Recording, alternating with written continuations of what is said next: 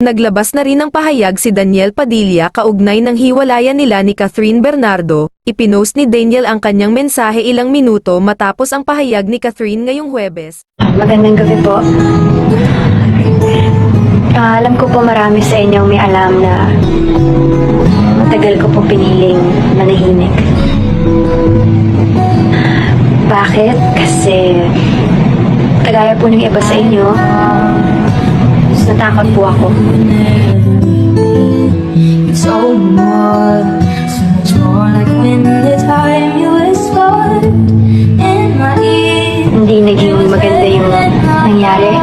Naging dramatic po yung experience ko noon. Kagaya po ng naranasan ngayon ng ibang mga artista na nagsalita. Ang dami pong pag-atake, ang daming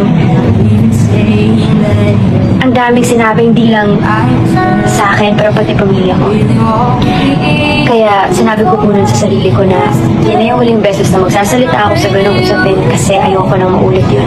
Then you're gone, oh, so far away.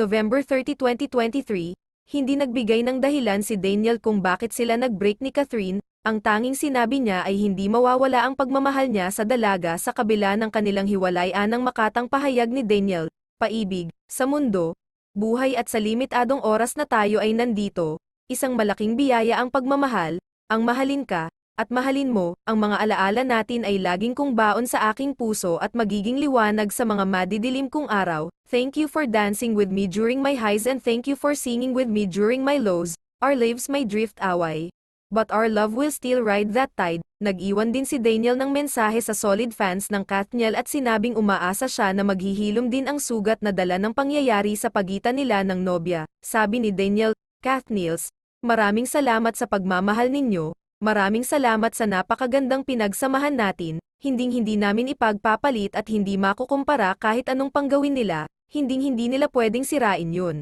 This is beyond show business, pamilya kayo at mga kaibigan, magiging mahirap pero kailangan natin yakapin ang kinabukasan. I pray for us to grow and heal. Sa huli, dagdag ni Daniel, Bal, ang pagmamahal ko sa'yo ay walang hanggan at walang katapusan.